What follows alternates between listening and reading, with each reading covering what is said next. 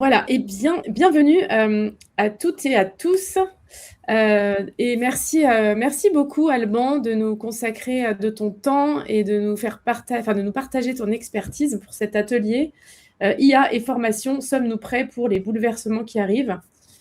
Donc cet atelier s'inscrit dans le cadre du Festival de l'Apprendre 2026, coordonné par la Maison de l'Apprendre. C'est, la 7e édition du festival. Et l'idée, c'est que nous ayons, dans les années qui viennent, ça commence à arriver, des festivals de l'apprendre dans toutes les grandes villes, comme c'est le cas pour le festival, pour la fête de la musique ou la fête du cinéma. Ce festival s'inscrit dans une dynamique internationale sous la bannière du Learning Planet Festival, en partenariat avec le Learning Planet Institute et l'UNESCO.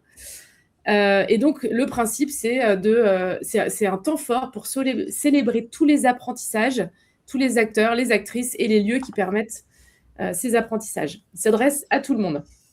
Voilà, maintenant, place à la découverte avec Alban, et je vous retrouve à la fin de l'atelier. Alors, bonjour à toutes et à tous. J'ai un grand plaisir d'être présent aujourd'hui pour vous faire cette présentation de réflexion sur la relation entre l'IA et la formation et la façon dont on peut se préparer aux évolutions que vont engendrer l'IA dans le cadre des métiers de la formation. Présentation que je vais faire en deux temps. Un premier temps avec plutôt les questions que nous, on s'est posées dans le cadre des seins, que je vais vous présenter dans quelques secondes. Et puis ensuite, je vais vous apporter les éléments de réponse que nous, on a commencé à matérialiser aussi dans le cadre des seins. Donc, pour faire court, Essin, c'est un programme qui a été... Alors, il y a quelqu'un qui a pris la main sur le document. C'est un programme qui a été créé il y a 3 ans, financé dans le cadre du plan France 2030 des FINUM, et porté par 3 partenaires que sont Humans Matter, la société à laquelle j'appartenais avant, Collective Z et le Lab RH. Et donc moi, j'ai pris la direction du programme Essin à la suite de la fin du financement de ce programme par des FINUM. Et ce qui est très intéressant, alors je veux bien que Nico coupe son micro, si je peux faire un petit écho. Et donc ce programme, il a été financé il y a 3 ans, au moment où l'IA arrivait sur le marché. Et donc il a vécu de plein front l'arrivée de l'IA, et donc il a dû intégrer ce que l'IA peut proposer dans ces solutions. Je veux bien que toutes les personnes qui ne parlent pas puissent éteindre leur micro, parce qu'il y a des mini-échos qui apparaissent. Et donc forcément, la vie de ce projet, elle est imprégnée de l'influence qu'a pu avoir l'IA. Et pareil, je veux bien que les participants, parce que je n'ai pas la main sur le document, enfin, tout le monde apparemment a la main sur le document, je veux bien que les participants ne touchent pas au document, sinon vous changez les slides pour l'ensemble des personnes. Donc, ce programme, ce projet, il a vécu l'arrivée de l'IA, et donc on a été amené à se poser un très grand nombre de questions. Et c'est ces questions-là que je vais vous partager dans le cadre de cette première partie. D'abord, je voulais vous poser une question, et donc là, je vais demander aux personnes qui sont présentes, si elles savent, de lever la main. Est-ce que vous savez ce qu'est cette photo, cette image ?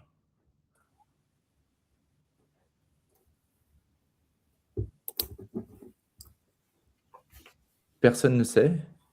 C'est bien, il y a des petits emojis qui se posent des questions, j'aime bien ça.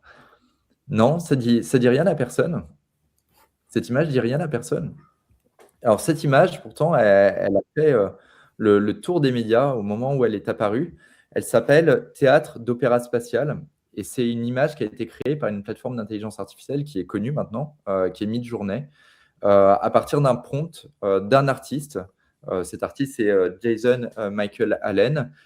Et l'image, en fait, elle a fait débat parce que le 5 septembre 2022, donc il y a un peu plus de 3 ans maintenant, ce qui est rien, elle a gagné le concours, le premier prix du concours des beaux-arts de la Colorado State Fair.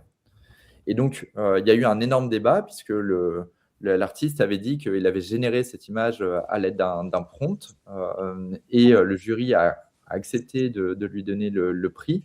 Mais beaucoup d'artistes ont commencé à dire il ne mérite pas son prix, puisque ce n'est pas une image qu'il a créée par lui-même. Et donc, ça a été le moment, la première polémique autour de à partir de quand on crée avec une IA. Est-ce que écrire un prompt, c'est créer ou pas? Et c'est un geste artistique. Et donc, de là est née toute la polémique. Et moi, en fait, j'ai un beau souvenir de la création de cette image, parce que c'est le premier moment où, en interne, chez Humans Matter, on a eu des débats au sein du studio de conception de formation sur est-ce que le métier de graphisme, enfin, et de graphiste, va disparaître dans les années qui viennent, et quelle va être l'évolution de ce métier de graphiste. Et il y a 3 ans, le débat il tournait autour du métier des graphistes. Aujourd'hui, le débat, il tourne plus uniquement autour du métier des graphistes, il tourne autour d'énormément de métiers, et métiers dans lesquels on peut inclure effectivement, notamment, le rôle des ingénieurs pédagogiques. C'est-à-dire tout le savoir-faire des ingénieurs pédagogiques, à quel point il va être révolutionné par l'arrivée des IA. Et donc, c'est la question que nous, forcément, on s'est posée dans le cadre de notre projet E5, qui avait une vocation de venir moderniser l'appareil de formation professionnelle en France. Alors, depuis 3 ans, en réalité, le monde de la formation, il a déjà basculé. Et il a basculé très fortement, de plusieurs façons. D'abord parce que l'IA est utilisée, elle est utilisée par nous tous. Je pense qu'il n'y a personne ici qui n'utilise pas une IA, ne serait-ce que pour poser une question idiote à ChatGPT. Et donc l'IA, aujourd'hui, elle est utilisée par beaucoup d'acteurs comme support à la création. Donc moi, vous pouvez utiliser une IA générative qui va vous permettre de créer des univers visuels, donc des images, des vidéos, mais aussi des déroulés pédagogiques, des expériences pédagogiques, des scénarios pédagogiques. Elle va vous aider à traduire, à changer le niveau de langage entre une formation et une autre. Et donc là, l'IA, elle est déjà extrêmement présente dans tous les usages. Et donc là, vous pouvez appuyer sur plein de solutions, hein. J'en ai mis quelques-unes en dessous, Midjourney, Canva, bien sûr ChatGPT, avec aussi une proposition qui tend à s'améliorer extrêmement rapidement sur ces dimensions-là. Le deuxième élément, c'est que l'IA, elle offre aussi un potentiel extrêmement fort en termes d'assistance pédagogique. Donc, ce que j'appelle assistance pédagogique, c'est la prise en main par l'IA de tâches qui sont extrêmement répétitives, notamment ce qui va être de l'ordre de l'analyse en direct des comportements d'apprentissage, ce qu'on appelle le learning analytics.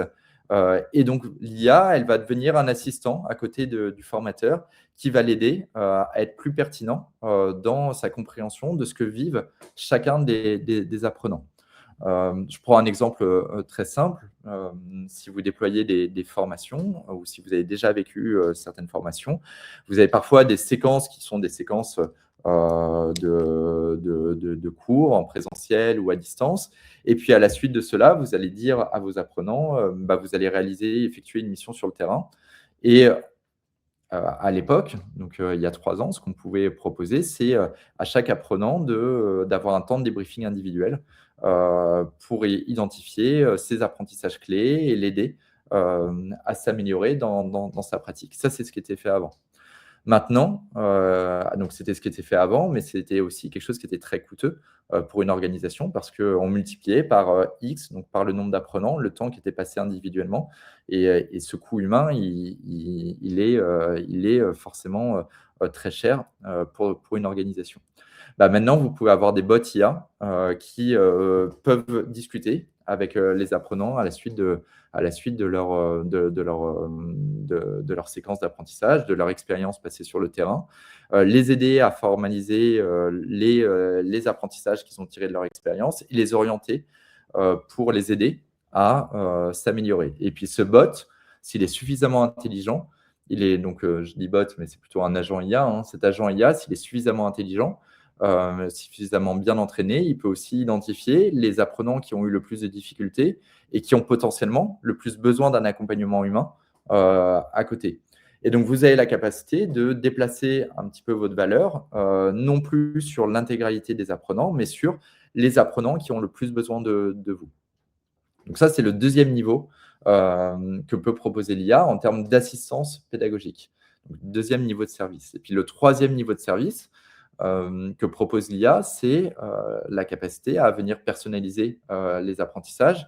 Et donc là, je parle de quoi? Je parle d'IA adaptative qui vont permettre d'ajuster les contenus de la formation en fonction du profil et des résultats des apprenants. Donc, on est sur ce qu'on appelle des Adaptative Learning Systems qui, en temps réel, vont ajuster, analyser les pratiques des personnes et effectuer des recommandations et ajuster le contenu.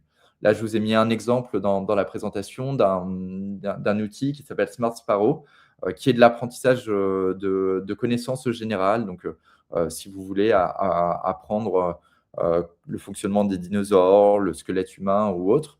Alors, Marie, s'il vous plaît, si vous pouvez éviter de toucher à la présentation, et Armel, ce serait très gentil merci. Parce que ça a une implication sur toutes les personnes. Donc, Smart Sparrow, c'est un outil qui permet effectivement d'apprendre des choses que vous pourriez apprendre à l'école et qui va adapter la rapidité du contenu en fonction de votre capacité à intégrer l'ensemble de ce contenu. Donc, l'IA, elle a des implications partout, que ce soit sur l'aide à la création, que ce soit sur l'assistance à ce qu'elle peut produire pour vous, ou même la personnalisation des contenus d'apprentissage pour les apprenants. Alors, hop, je vais passer ça. Toutefois, au-delà de la promesse, alors je vais dézoomer un petit peu. Hop. Toutefois, au-delà de la promesse, il y a une réalité. Et je tiens à insister sur cette réalité. C'est que d'abord, la connaissance, et quand on crée des formations, on doit être dans cette optique-là. La connaissance, elle exige de s'approcher le plus possible de ce qu'est la vérité. Et je vais revenir là-dessus. Aujourd'hui, une IA générative n'est pas une IA forcément qui va vérifier la qualité des contenus qu'elle va partager. Donc ça, c'est le premier aspect. Le deuxième aspect, c'est que l'apprentissage, c'est un processus qui doit s'appuyer sur une méthode. Et qu'aujourd'hui, on a des IA qui ne sont pas entraînées sur des méthodologies de design pédagogique et cognitif. Et donc, il convient, il y a une exigence, si on utilise des IA, de s'assurer que ces IA s'appuient sur une réelle méthodologie de design pédagogique et cognitive. Et puis enfin, le troisième élément, c'est que l'évaluation des compétences, elle demande aussi de s'appuyer sur une base scientifique. Et l'IA en tant que telle a besoin aussi d'être entraînée sur une base scientifique. Et donc, s'il n'y a pas de science dans l'utilisation de l'IA, on risque potentiellement la catastrophe. Et donc, on ne peut pas utiliser une IA si on ne s'appuie pas sur une base solide de science. Et donc, je vais décliner ces trois éléments pour moi qui sont essentiels en termes de recherche, de besoins scientifiques. Le premier élément, c'est de venir garantir la qualité des contenus. Ça veut dire quoi? S'assurer que les contenus que vous allez construire, potentiellement en vous appuyant d'IA, il faut s'assurer que ces contenus s'appuient sur des connaissances qui sont validées scientifiquement, premier élément. Et puis le deuxième élément, c'est que si vous vous appuyez sur des IA pour concevoir des expériences d'apprentissage, par exemple un atelier, je dis n'importe quoi, vous avez à construire une formation qui traite de la question de la pensée critique, et vous vous dites, tiens, pour mes opérateurs téléphoniques, j'ai besoin de construire une séquence qui me permet de traiter de cette question de la pensée critique. Vous pouvez demander à ChatGPT de vous générer un atelier, c'est très bien. Mais cet atelier-là, il peut être très bien en concept, mais il n'a jamais été éprouvé, ou vous n'avez pas la garantie qu'il a été éprouvé. Et donc, se pose la question de est-ce que cet atelier il fonctionne vraiment avec ma population? Et donc, si vous voulez effectivement demain construire des activités en vous appuyant sur l'IA, vous devez vous poser ces deux questions. Est-ce que ces contenus sont validés scientifiquement? Et est-ce que ces ateliers ils ont été éprouvés sur le terrain? C'est-à-dire qu'ils ont prouvé leur efficacité concrète. Ça ne veut pas dire que vous ne pouvez pas utiliser l'IA. Moi, je crois réellement en la capacité de l'IA de faciliter le travail des ingénieurs pédagogiques aujourd'hui. En revanche, ce qui est extrêmement important, c'est de s'assurer que les IA, elles vont s'appuyer sur soit deux éléments, soit que les IA vont être des IA à base de corpus certifiés, c'est-à-dire que l'IA, elle va venir chercher dans un contenu un corpus spécifique qui est validé et maîtrisé, c'est-à-dire que vous lui donnez accès à un corpus et l'IA, elle va aller puiser dans ce corpus pour constituer des éléments. Là, vous garantissez la qualité scientifique des éléments, à condition que le corpus que vous lui donnez, il est scientifiquement validé, bien entendu. Ça, c'est le premier élément. Soit vous allez vous appuyer sur ce qu'on appelle des IA à récupération augmentée, qui, elles, vont en fait s'appuyer sur des références qui sont validées scientifiquement. Et donc, ça peut être le cas sur des connaissances validées scientifiquement et sur des ateliers que vous avez mis en place et qui peuvent être cherchés par cette IA. Alors, j'ai vu une question de la part d'Alice, je vais regarder simplement dans le chat. Quand on utilise l'IA, le plus pertinent est d'être expert de son sujet et qu'on questionne, sinon on risque de passer à côté des choses. Exactement. Exactement, c'est-à-dire que soit vous êtes expert du domaine et vous vous appuyez sur une IA et vous avez suffisamment de pensée critique pour être capable d'évaluer la qualité de ce qui a été produit par l'IA. Ça, c'est la meilleure des possibilités. Soit vous n'avez pas l'expertise, mais dans ce cas-là, il faut s'appuyer sur des gens qui ont l'expertise scientifique. Et potentiellement s'appuyer sur une IA pour simplifier cette expertise scientifique, mais vous ne pouvez pas, vous devez faire très attention à la façon dont l'IA aujourd'hui va générer du contenu, parce que cette génération de contenu est une génération qui est statistique, qui n'est absolument pas valide scientifiquement. L'IA, aujourd'hui, elle risque de vous raconter n'importe quoi sur le fonctionnement du cerveau, tout simplement parce qu'elle va s'appuyer sur du contenu qu'elle va trouver sur Internet, qui est relayé extrêmement massivement et qui contient un certain nombre d'erreurs aujourd'hui avec des éléments qui sont extrêmement contestables d'un point de vue purement scientifique. Donc, vous devez en tout cas garantir la qualité scientifique des éléments sur lesquels vous vous appuyez. Et donc, ça demande quoi? De construire une architecture source dans laquelle cette IA va pouvoir aller puiser. Le deuxième élément, c'est que l'IA, elle doit s'appuyer sur une méthodologie de conception, une méthodologie cognitive. Ça, c'est la méthodologie que nous, on utilise chez Humans Matter, qui s'appuie sur la façon dont une information se traduit à la fin en comportement durable pour un humain. Et donc, le parti pris, c'est d'expliquer que l'information, elle va passer par 4 étapes, qui sont 1, je saisis cette information. Ça veut dire quoi? Ça veut dire que je vais capter l'attention de mes apprenants, je vais orienter la chaîne de traitement de l'information pour pousser à la mémorisation de cette information en créant une empreinte remarquable dans le cerveau de mon apprenant. Donc, je crée une empreinte. Ça, c'est l'ancrage. Seulement, l'ancrage, il ne suffit pas. C'est-à-dire qu'une fois que j'ai cette information, il faut que je la transfère. C'est-à-dire qu'il faut que je réussisse à faire en sorte que mon apprenant vienne personnaliser cette information en se l'appropriant avec ses propres mots, en l'appliquant à un premier cas d'usage qui est son cas d'usage personnel.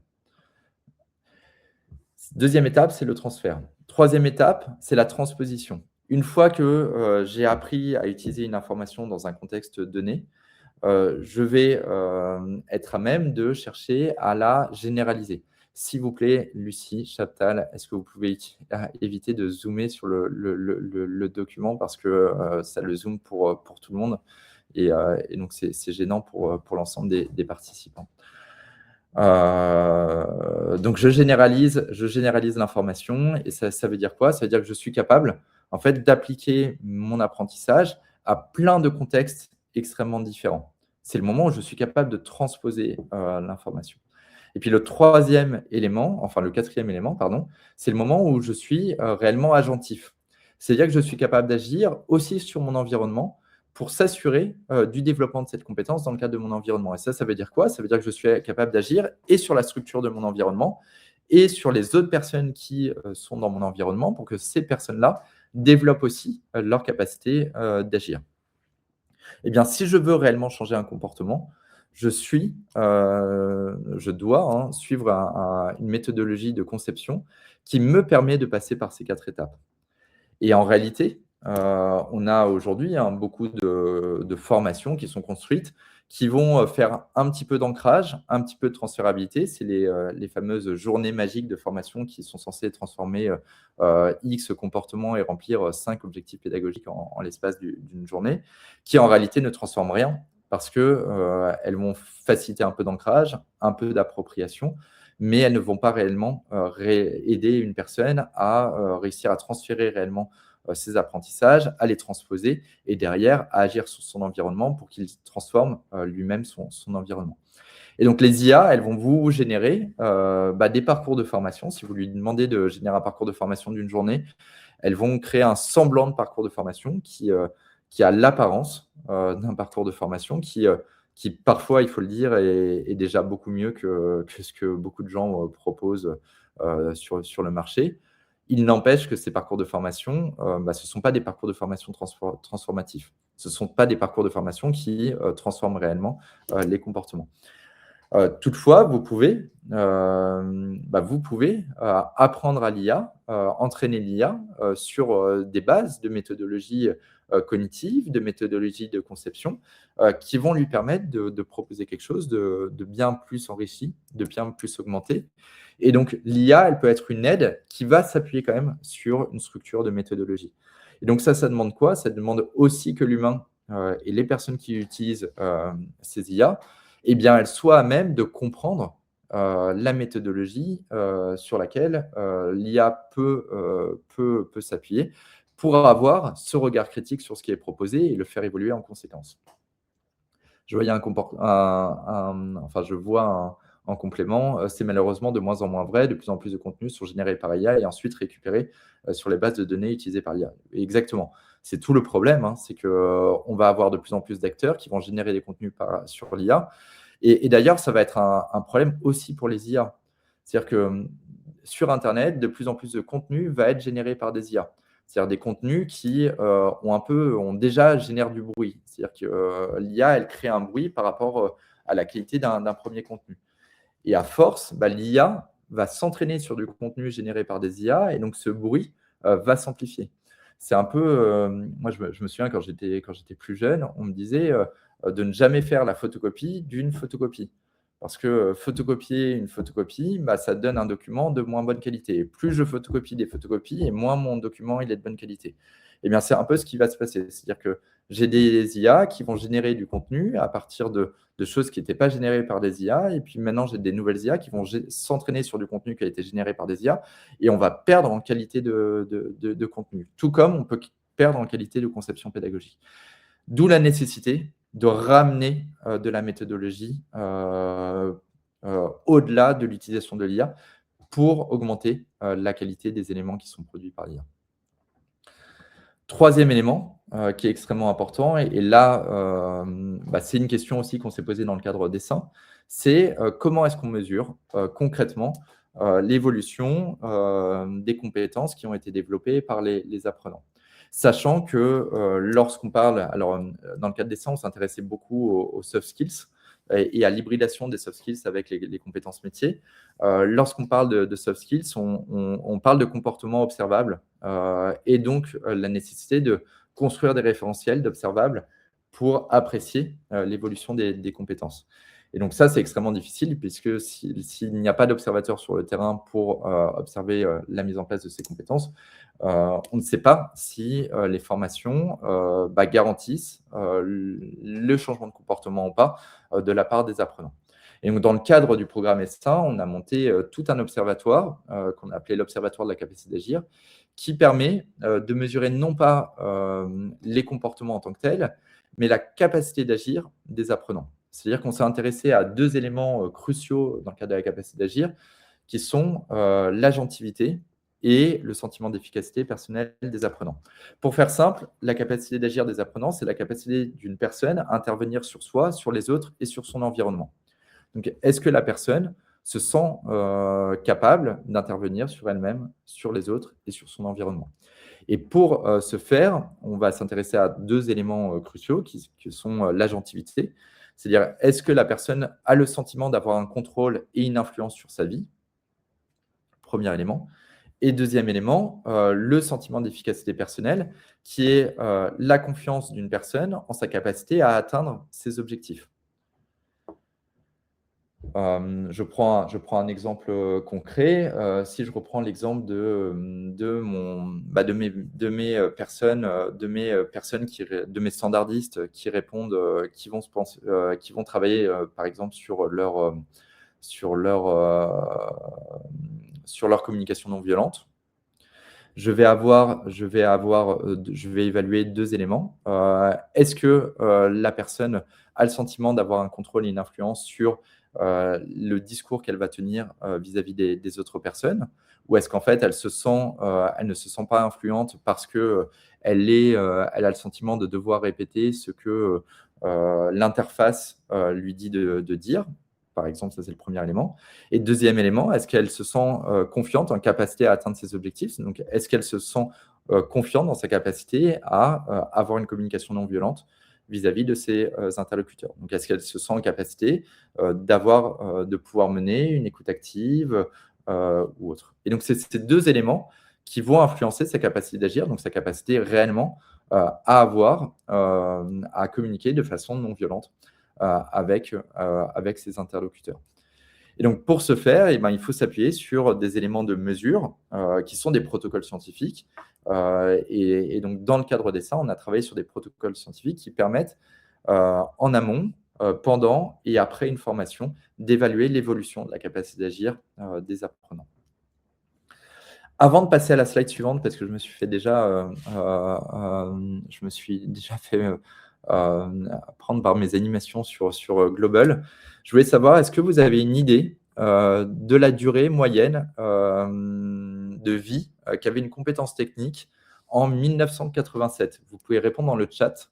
Je vous laisse répondre dans le chat. Pour vous, une compétence technique était acquise en 1987. Elle avait une durée de vie de combien d'années en 1987? Je vois Sophie qui dit 60 ans, Alice Carne 40 ans, 10 ans, 10 ans, 5 ans, 10 ans, 10 ans, 20 ans, 10 ans, 15 ans. Alors, le chiffre que moi j'ai, c'est une durée de vie qui était de 30 ans, en moyenne en 1987, pour des compétences techniques. Maintenant, je vais vous poser la même question. Aujourd'hui, à votre avis, une compétence technique a une durée de vie moyenne de combien de temps? Alors, Alice dit actuellement 3 mois, 2 ans, 2 ans, 12 mois, 6 mois, 3 ans. C'est bien parce que le message, il commence à passer. On est plutôt dans les 2 ans, mais effectivement, tout dépend de la compétence technique dont on parle. Les compétences techniques aujourd'hui liées, par exemple, à l'usage de l'IA, on voit que tous les 3 mois, il faut réapprendre parce que ça change en permanence. Mais la moyenne sur l'ensemble des compétences techniques, on est plutôt sur 2 ans. Il n'empêche que 2 ans, c'est extrêmement faible.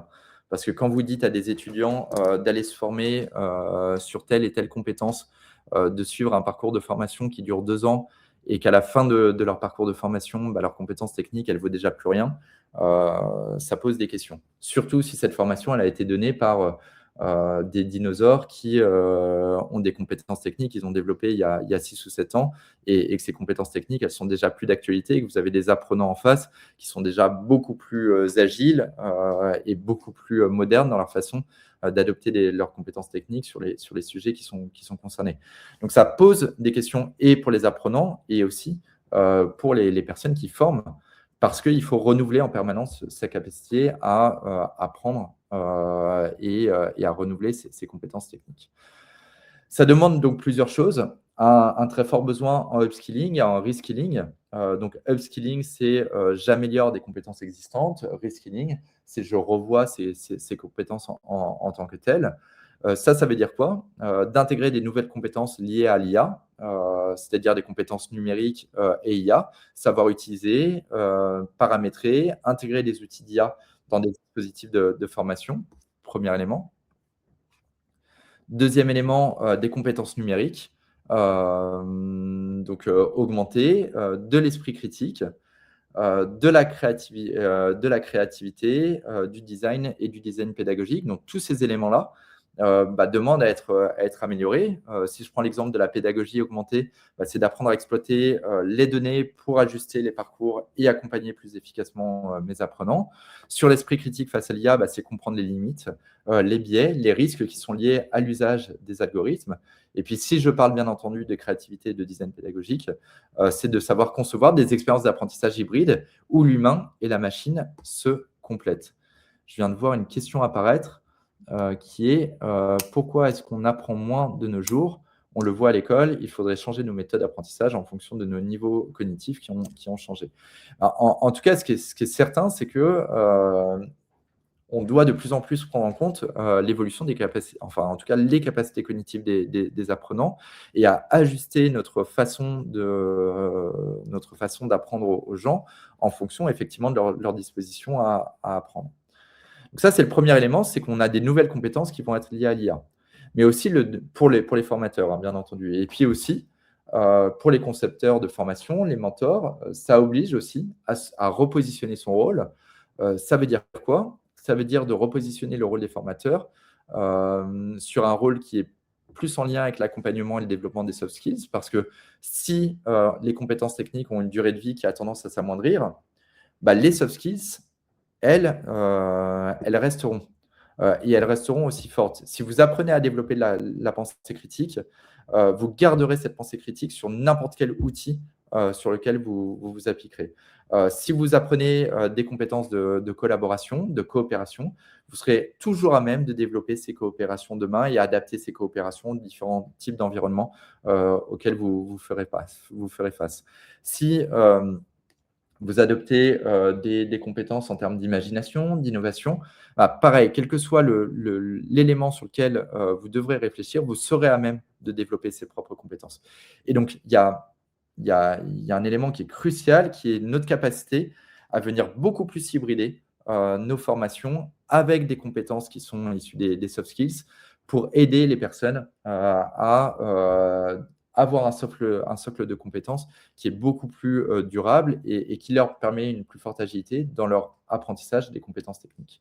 Et puis le deuxième élément, c'est de venir renforcer l'approche émotionnelle et relationnelle de l'apprentissage. C'est-à-dire que ce que l'IA ne pourra pas faire, c'est toute cette dimension humaine. Et donc vous avez une responsabilité dans votre capacité à apporter cette dimension humaine. Concrètement, d'ici 5 ans, mais d'ici 5 ans, c'est déjà très loin, hein. Moi, je pense que c'est d'ici 1 an ou 2 ans, il y a celles et ceux qui se seront adaptés.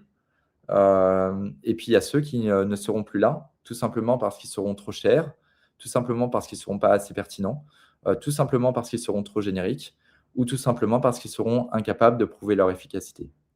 Et donc, l'enjeu qui est en train de se passer là dans le monde de la formation, c'est le même que d'autres métiers, hein. Je prenais le métier de graphiste.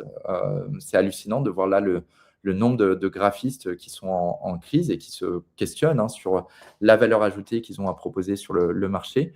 C'est cette capacité du métier d'ingénieur pédagogique, du concepteur de formation, à faire évoluer ces pratiques.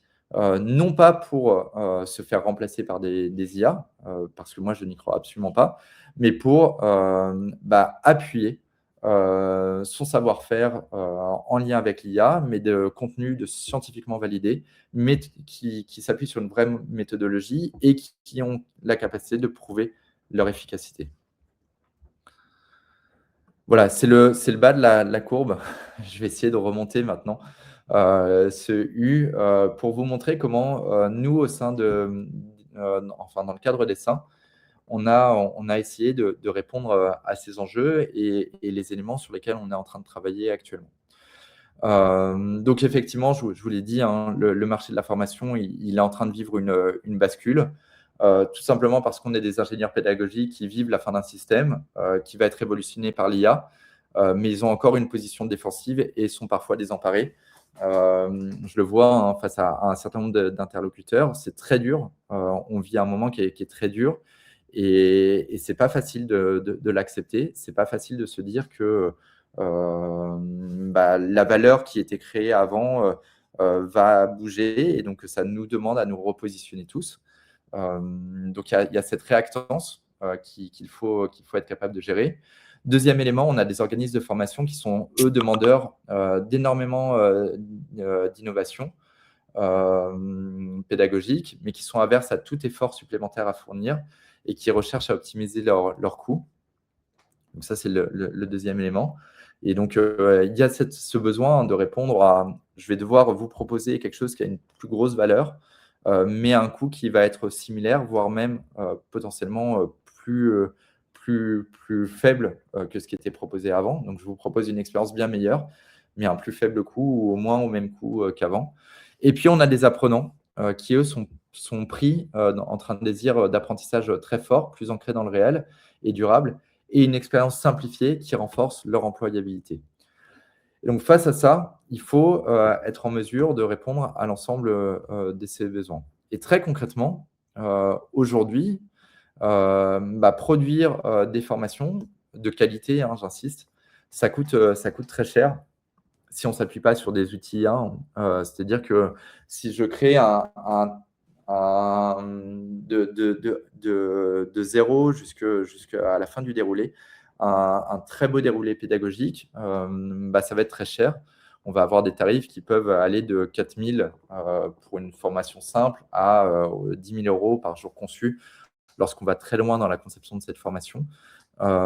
Et parfois, on a un résultat qui n'est pas toujours de qualité, avec des contenus qui sont sans rigueur scientifique, des activités qui ne développent pas les compétences ciblées, des parcours qui se font sans ingénierie cognitive, un graphisme qui tient plus du bricolage, un suivi qui se fait rarement dans la durée, et puis de la mesure qui ne regarde que la satisfaction des apprenants.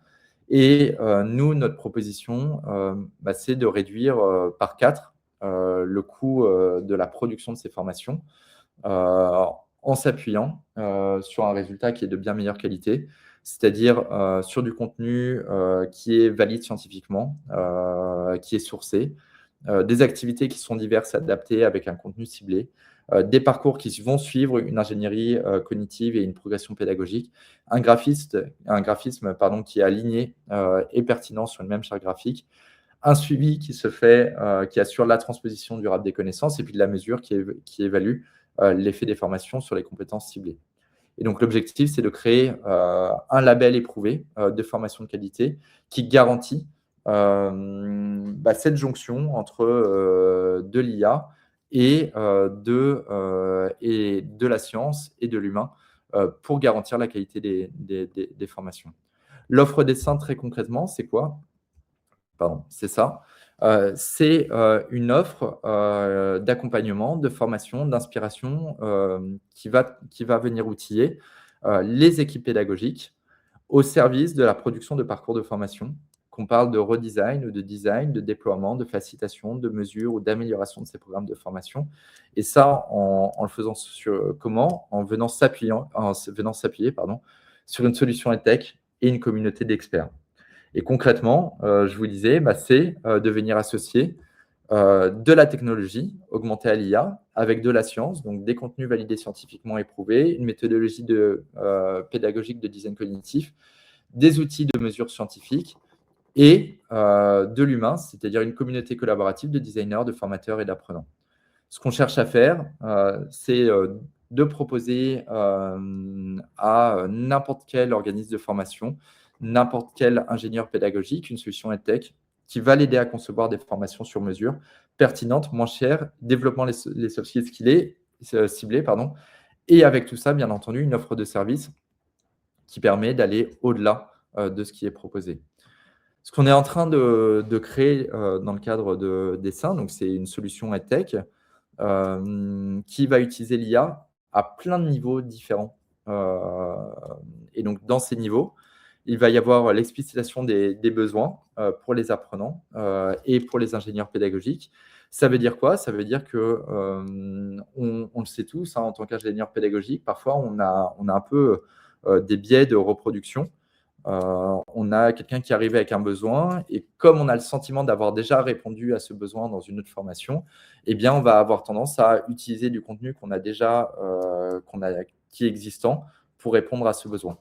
Sauf qu'en fait, ce besoin, il n'est pas exactement le même entre la formation que j'ai pu animer il y a 2 mois pour tel public et ce nouveau public.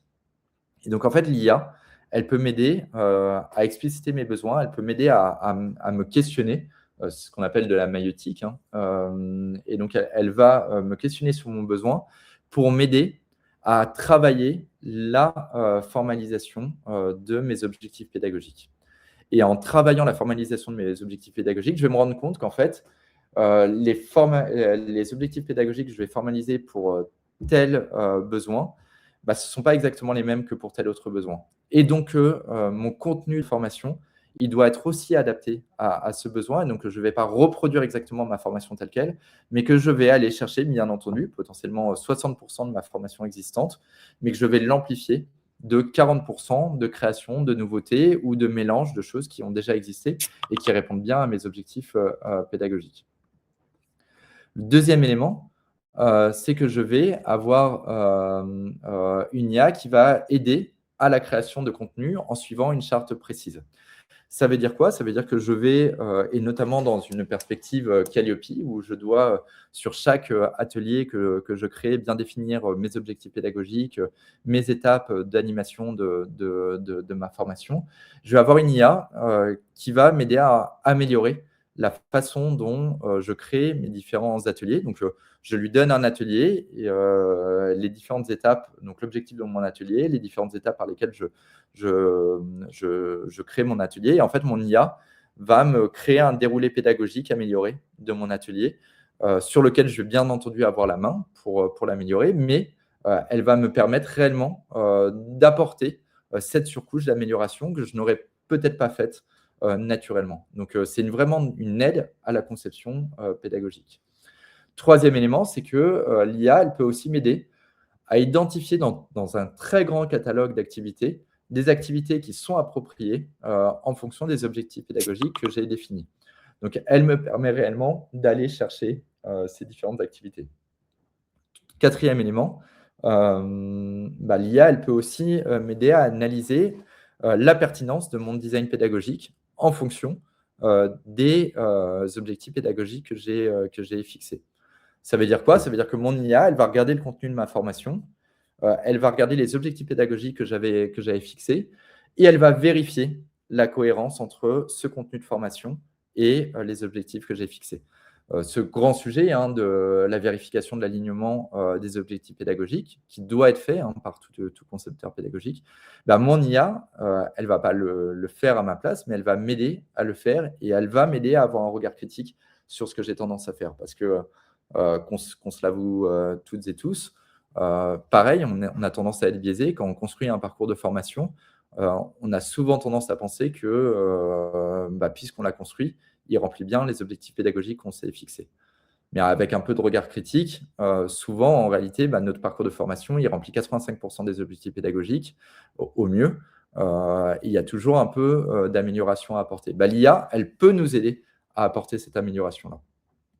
Cinquième élément, l'IA, elle peut nous aider à adapter les contenus pédagogiques en fonction des spécificités et des apprentissages des apprenants. Un contenu pédagogique que j'ai créé pour des camionneurs et qui fonctionne très bien avec des camionneurs, mon IA, elle peut m'aider à transformer ce contenu pédagogique pour des infirmières. Et donc, elle va m'aider à adapter mon niveau de langage, mes exercices, mes ateliers d'une population vers une autre population. Et puis, dernier élément, mon IA, elle va m'aider à accompagner l'apprentissage des apprenants dans la durée. C'est ce que je mentionnais au travers des agents IA ou de la capacité à adapter le contenu de mes formations, à le personnaliser. Mon IA, elle va m'aider à faire ça. Et donc, dans le cadre dessin, ce qu'on essaye à faire, c'est, j'espère que vous l'avez bien compris, ce n'est pas une IA qui remplace l'humain, c'est vraiment une IA qui est en complément de l'humain, qui est à côté et qui va faire que moi, en tant qu'ingénieur pédagogique, la valeur que je vais proposer sur le marché, elle est bien plus forte que ce que je pouvais faire initialement.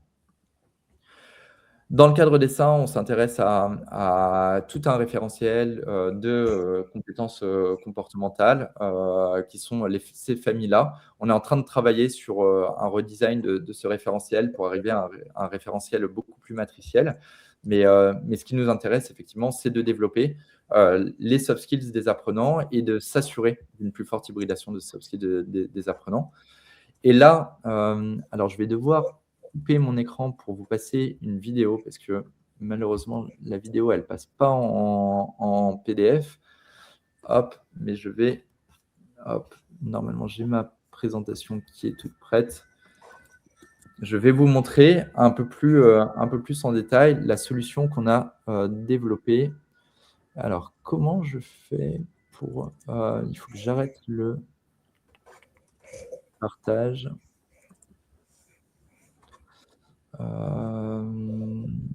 Tac, tac, tac.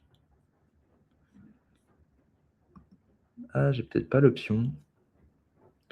Bah, sinon, je ne vous montrerai pas la vidéo. Prochain autre... Ah si, c'est bon, je l'ai. Projeter, partager l'écran. Je vais démarrer, je vais faire tout. Partager une fenêtre. Tac.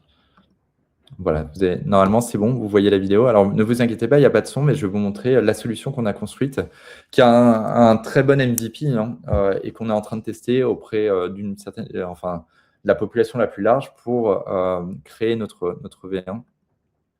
Donc là, vous avez un exemple de la plateforme Essin où je vais pouvoir créer une activité. Donc, je vais dire que cette activité, elle me permet de développer des soft skills et je vais être assisté d'une IA. Donc, c'est ce que je vous disais. Là, je vais coller mon déroulé pédagogique que j'ai tendance à utiliser et je vais demander à l'IA de réviser mon déroulé pédagogique. Et donc, l'IA, ce qu'elle va faire, c'est qu'elle va dérouler elle va me proposer des modifications dans mon déroulé pédagogique. Donc là, elle me fait des modifications en jaune et c'est à moi d'accepter ou pas les différentes modifications qui sont proposées. Donc là, je vais relire les différents éléments et là, je vois toutes les modifications et je vais reprendre les modifications et je vais voir en réalité que l'IA, elle va réellement enrichir la méthodologie d'apprentissage de mes apprenants en créant des sous-groupes, en créant des discussions, en générant des questionnements que je n'aurais potentiellement pas mis initialement dans le cadre de mon atelier. Ce qui est très bien, c'est qu'en fait, mon IA, elle va me permettre d'avoir un rédigé de déroulé d'atelier qui est totalement compatible avec Calliope et qui me permet vraiment d'avoir des déroulés qui sont très bien rédigés et qui font que si demain, je ne suis pas le formateur de ma formation, que je dois déployer cette formation auprès de plein de formateurs, ces formateurs, ils ont un guide, un déroulé, un guide d'animation qui est rédigé de façon totalement harmonisée et de très grande qualité. Donc ça, c'est le premier élément. Et forcément, en utilisant cette plateforme, l'activité que je vais rentrer, elle va être créée sous forme de fiche. Et cette fiche, elle va être qualifiée en fonction des compétences qu'elle va chercher à cibler. Donc là, on voit que perspective créative avec les 6 chapeaux de Bono, ça me permet de travailler sur ma créativité et ma pensée critique. Et donc, je vais avoir accès, via la plateforme Essin, à toute une bibliothèque de contenu. Et cette bibliothèque de contenu, lorsque j'ai un besoin pédagogique, j'ai une IA qui va m'aider à aller puiser dedans. Mais je peux aussi y avoir accès... Oups, pardon. Hop, je remets la vidéo. Je vais y avoir accès via ma bibliothèque et donc je peux aller puiser dans cette bibliothèque sans utiliser une IA. Tous mes contenus sont qualifiés en fonction des soft skills que je cherche à développer, de la capacité d'agir liée, du typologie des activités, de la méthodologie qui est appliquée, de la méthode et du public cible visé. Donc, j'ai accès aujourd'hui, via la plateforme Essin, à environ 300 contenus et on cherche à enrichir cette bibliothèque en espérant atteindre les plus de 1000 contenus le plus rapidement possible. Et donc ça, tous ces contenus, ils sont directement consultables dans ma bibliothèque. Mais ce qui m'intéresse, c'est potentiellement, cette fois-ci, non pas simplement d'avoir accès à du contenu, mais de construire un parcours de formation en m'appuyant sur ces contenus. Et donc, ce que je vais faire, c'est que dans le cadre de la solution Essin, je vais avoir accès à une plateforme de design pédagogique qui est celle-ci, dans laquelle je vais retrouver l'ensemble des objectifs pédagogiques de ma formation, une sélection des activités qui a été faite par l'IA ou que moi, j'ai importé manuellement. Donc ça, c'est tout petit, vous ne voyez pas. Excusez-moi, je ne sais pas si je suis la seule, mais on ne voit pas. On ne voit pas du tout. Vous ne voyez pas en tout cas, moi, j'ai un écran vert. Je ne sais pas si... Moi, je vois bien. Moi, je vois bien, oui. Ah bon, bah alors Ah, ce n'est que moi, pardon. je suis désolé, mais je ne sais pas comment. Il faut peut-être mettre petite actualisation et ça devrait fonctionner. Mais ce que vous voyez donc du coup à l'écran, pour celles et ceux qui le voient à l'écran, vous avez à gauche les objectifs pédagogiques qui sont listés. Et pour chaque objectif, vous avez une petite brique qui est un atelier qui répond à ces objectifs pédagogiques. Et donc, ce que je vais faire en tant que concepteur pédagogique, c'est que je vais créer des séquences. Donc là, vous avez les grandes barres sur la droite qui sont mes séquences en y mettant les différents ateliers que je dois créer. Donc, je vais mettre ces différents ateliers.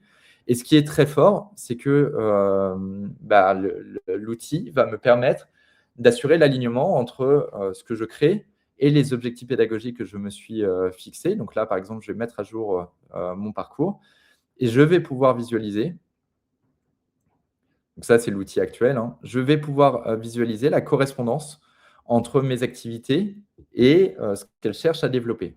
Donc, par exemple, mon activité qui s'appelle les 3 filtres de Socrate, je vois qu'elle permet de contribuer à travailler l'alignement corps-esprit, donc la maîtrise de soi, et elle permet de travailler la communication, expression claire et l'influence. Et donc, je vois la contribution de chacune de mes activités aux compétences que je cherche à développer. Et ça, c'est important parce que entre mon besoin initial et ma réalisation, je vais être à même d'évaluer la correspondance nécessaire. Une fois que j'ai construit mon parcours, je peux l'exporter. Là, c'est ce qui se passe, j'exporte mon parcours. Et donc, je vais avoir accès à mon guide d'animation, qui est mon guide détaillé de l'ensemble de mes objectifs pédagogiques et le déroulé de tous mes éléments. Et donc, je vois que j'ai des consignes et j'ai des astuces pour chacune des étapes de mon animation dans le cadre de mon déroulé pédagogique. Mais au-delà de ça, ce que je peux faire, c'est que ce parcours, donc là, je télécharge le guide, mais je peux aussi le déployer dans un LMS. Et donc, ça me permet d'avoir accès aux grains du parcours, à tous les différents grains du parcours directement dans mon LMS. Donc là, c'est ce que je suis en train de faire. Je suis en train d'instancier mon parcours. Je crée un groupe. Donc là, je suis en train de mettre en place le parcours. Je décide des dates de début et de fin de parcours pour qu'il puisse être correctement entré dans mon LMS. Alban, c'est Romane. Du coup, je vois qu'on est plusieurs à plus voir depuis tout à l'heure. L'écran, là, il ne bouge plus. Il est sur créer une activité. Ah, mince. Alors, je sais... Alors, est-ce qu'il y a... Il y a l'écran qui a changé à un moment et... Alors, attendez. Hop, je vous le remets là. Je redémarre le partage d'écran. Là, c'est bon, vous revoyez le partage d'écran? Ouais, c'est bon. Mais en tout cas, bon, ce qui se passe à l'écran, ce n'était pas beaucoup plus important que ce que je disais. Donc, on peut l'intégrer dans un LMS. Et une fois que vous l'avez intégré, donc bien instancié dans le LMS, je vais pouvoir décider effectivement de ce que je vais mettre, notamment comme outil de mesure. Donc, dans le cadre des dessins, on a aussi l'outil de mesure de la capacité d'agir. Donc là, je choisis l'outil de mesure que je souhaite appliquer. Et une fois que j'ai choisi tous ces éléments-là, donc que j'ai bien instancié mon parcours, et bien, je vais être capable de l'exporter directement en fichier SCORM. Et ce SCORM, je vais pouvoir le mettre dans n'importe quel LMS demain. Donc, c'est ce qui est en train d'être fait. Là, je télécharge mon SCORM. Le SCORM est téléchargé. Et maintenant, je vais pouvoir importer directement mon fichier dans n'importe quel LMS et avoir accès aux différentes activités, mais aussi à l'Observatoire de la capacité d'agir. Et donc là, c'est ce qui se passe en tant qu'apprenant. Je vais répondre à l'Observatoire et donc je vais entrer dans le dispositif, qui est un dispositif scientifique. Donc là, c'est ce que je suis en train de faire là. Je confirme que je veux bien participer. Et une fois que j'entre dedans, je vais pouvoir accéder et répondre aux différentes questions qui me sont posées. Voilà en quelques mots pour la présentation de ce que l'IA peut changer, de la façon dont nous, on essaie de répondre à cette question-là, avec peut-être un petit élément, c'est que depuis tout à l'heure, je vous parle dessin, et donc il y a une petite nouveauté qui arrive en janvier, on vient de l'annoncer, c'est que toute cette plateforme Essin qui a été développée par le consortium, on continue de lui donner vie et on va l'intégrer aux équipes de studio, du studio de design de formation de Humans Matter. Et donc, on va avoir un changement de nom au travers de cette plateforme Essaim. Elle va avoir le nom d'une nouvelle plateforme, mais ça ne change rien au reste. C'est-à-dire que moi, je reste le contact si vous avez envie d'en savoir plus sur la plateforme. Vous avez toujours accès à notre site web. Et puis, vous pouvez bien entendu m'écrire si vous avez des questions. Là, vous avez mon adresse mail qui s'appelle a.toret@humansmatter.co, mon numéro de téléphone. À savoir que là, on est vraiment dans ce que vous avez vu, c'est un très bon MVP, j'insiste. C'est-à-dire que vous pouvez, des ingénieurs pédagogiques peuvent l'utiliser. L'expérience utilisateur, elle reste à être améliorée et j'en ai absolument conscience. Et ce dont on a besoin, en réalité, c'est de personnes qui utilisent la plateforme pour nous faire des retours utilisateurs, pour que derrière, on puisse travailler sur une V1, une recherche de financement et une V1 de la plateforme, pour que demain, tout comme des gens qui font du montage, j'aime bien cette image, c'est-à-dire que il y a 30 ans, vous aviez, les gens qui bossaient dans le cinéma, vous aviez des monteurs qui récupéraient des pellicules de films et puis ils coupaient la pellicule et puis ils scotchaient les pellicules entre elles pour monter un film. Donc c'était et puis ils collaient, ils les collaient plus qu'ils les scotchaient. Et un film, c'était créé avec des ciseaux et puis de la colle. Et donc c'est un peu la façon dont on crée des parcours en ingénierie pédagogique jusqu'à très récemment.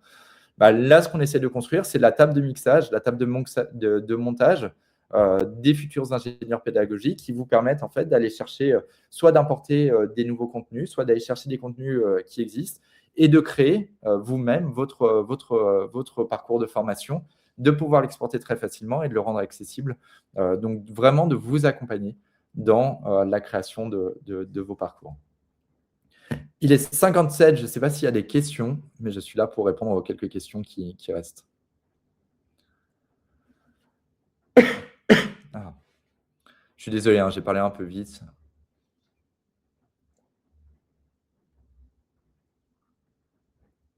Non, il n'y a pas de questions. Tu peux regarder peut-être Alban dans le chat et remonter un petit peu. Il y avait quelques questions. Oui, effectivement, j'ai la question qui fâche. Quelle IA souveraine, où sont hébergées les données? Alors, oui, c'est très important. Le choix qui a été fait pour Essaim, c'est de s'appuyer sur Mistral. Donc, on s'appuie sur une IA qui est Mistral, qui appartient, donc, qui est française au moins. Et on protège l'intégralité des données, c'est-à-dire qu'en fait, on va utiliser Mistral en interne, mais les données ne sont pas données à Mistral en tant que telles. Donc, on protège les données dans le cas où il y aurait des contenus qui sont sensibles. Mais c'est un vrai sujet et on a une charte éthique dans l'utilisation de l'IA, justement pour éviter des mésusages parce que c'est un risque. Mais pour répondre, je reprends la question d'Amélie, mais pour rebondir dans nos métiers, utiliser l'IA est forcément nécessaire. Est-ce qu'on sera forcément dépassé si on ne l'utilise pas? Alors, Amélie, non, vous ne serez pas dépassé. La question, c'est le sujet de la valeur que vous produisez. C'est-à-dire que si demain, c'est comme un graphiste, hein, si demain, vous avez besoin de 10 jours pour créer ce que quelqu'un peut créer en une journée en s'appuyant sur une IA, ce sera extrêmement difficile pour vous de vous valoriser sur le marché. Moi, je le vois dans le cas du e-learning. À l'époque, on pouvait vendre du graphisme à hauteur de X milliers d'euros et on le justifiait parce qu'on disait chaque planche graphique, c'est du travail d'un graphiste et ça demande du temps. Aujourd'hui, les clients, ils nous disent on réduit par 5 le montant affecté au graphisme. Parce que les IA, elles sont capables de créer à la place. Et en plus, elles sont capables d'animer ces graphismes, donc de proposer quelque chose que vous n'étiez pas capable de proposer avant. Donc oui, malheureusement, soit on est capable de proposer une offre qui est ultra premium, soit on est obligé de s'appuyer sur des IA si derrière, on ne veut pas travailler 5 fois plus pour produire la même chose que d'autres personnes. Exactement, sauf en cas de coupure de courant, vous travaillerez plus vite que l'IA. Voilà, exactement, oui. Mais je tiens à faire attention, hein, l'IA ne remplace pas l'humain. il y aura toujours besoin de pensée critique, il y aura toujours besoin de faire attention à la source des données, à la source des informations, à la méthodologie qu'on apporte. Et ça demande en fait à d'autant plus augmenter notre savoir-faire en pédagogie et en compréhension de la cognition des humains. Peut-être une dernière question sur l'impact écologique. C'est une très bonne question. La question de l'impact écologique, elle est essentielle. C'est pour ça qu'il faut avoir un usage raisonné de l'IA. Si lorsque vous créez du contenu avec de l'IA, vous rédigez 10 prompts, là où c'est-à-dire des prompts d'une phrase qui sont j'ai besoin de ça, mais en fait, j'aurais plutôt besoin de ça, mais est-ce que tu peux pas le modifier en faisant ça, etc. Là, vous avez un impact écologique qui est extrêmement, extrêmement élevé. L'impact écologique, il existe dans tous les cas en utilisant une IA, mais si vous apprenez à rédiger des très bons prompts, c'est-à-dire pas un prompt d'une ligne, mais un prompt qui est tout un paragraphe extrêmement conséquent, qui explique exactement ce que vous avez besoin et qui oriente l'IA dans la réalisation de votre usage, là, vous avez un impact écologique qui est beaucoup plus faible. Et le dernier élément, c'est que si vous ne savez pas rédiger des prompts, justement, un outil comme l'outil qu'on est en train de développer, Essaim, c'est un outil qui interface votre besoin et l'IA. Et donc, qui va en fait vous poser les bonnes questions pour derrière écrire le prompt qui est le meilleur possible pour vous aider à trouver du contenu et à améliorer ce contenu. Donc, en fait, un outil comme Essaim va avoir un effet sur l'environnement qui est moindre qu'une discussion que vous aurez avec ChatGPT. Il sera quand même plus élevé que si vous n'utilisez pas du tout d'IA. Et ça, c'est véridique. Dernière question, quid de l'évolution des formations pour devenir ingénieur pédagogique, changer tous les 3 mois avec l'IA? Oui, ça c'est un vrai sujet, Armel. En fait, pour moi, c'est la même chose. Sur la dimension soft skills et connaissance théorique de la science, la formation, elle est toujours aussi valable et elle est toujours aussi importante. Si le contenu sur l'utilisation des outils, sur des méthodologies de design pédagogique, là, vous le vivez toutes et tous, cette formation, elle va passer de moins en moins dans des blocs de formation d'une année à un moment donné, à de la formation continue et à un besoin, en fait, d'avoir en permanence, tous les 3 mois, des temps de réflexion, de partage, d'échange avec des experts qui vous font connaître de nouveaux outils, qui vous aident à monter en compétence sur ces nouveaux outils et qui vous permettent de développer de nouvelles pratiques. Ça, malheureusement, malheureusement pour certains, moi je trouve que c'est hyper plaisant de découvrir des nouvelles choses et d'utiliser des nouvelles choses. Mais si vous aimez utiliser en permanence les mêmes outils, vous risquez effectivement de vous sentir très rapidement dépassé, ne serait-ce que parce que les outils en tant que tels vont changer, vont évoluer, vont intégrer de nouveaux éléments et qu'il va falloir aussi s'adapter à ces évolutions-là. Merci beaucoup, Alban. Merci à tous d'avoir été présents. Je conclue très rapidement en vous disant que vous pouvez retourner sur le programme du festival, car il y a encore de nombreux ateliers que vous pouvez suivre. Et aussi en vous disant que ce festival repose sur vos dons. Donc, je vous mets un lien dans le chat si vous souhaitez faire un don à la Maison de l'Apprendre pour l'organisation du festival. Et enfin, si vous souhaitez partager vos retours par mail ou sur les réseaux, vous pouvez utiliser le hashtag Festival de l'Apprendre 2026. Et Alban, je crois que tu proposes un autre atelier à 14h. Exactement. Atelier à 14h qui, sujet différent, mais on parlera quand même un petit peu d'IA, qui est sur l'ingénierie pédagogique augmentée. C'est-à-dire comment est-ce qu'on peut augmenter notre proposition d'ingénierie pédagogique. Et pareil, je vous parlerai de ce qu'on développe au sein de Humans Matter sur ces dimensions-là. Parfait. Un grand merci et bon appétit. Merci beaucoup. Au revoir. Merci.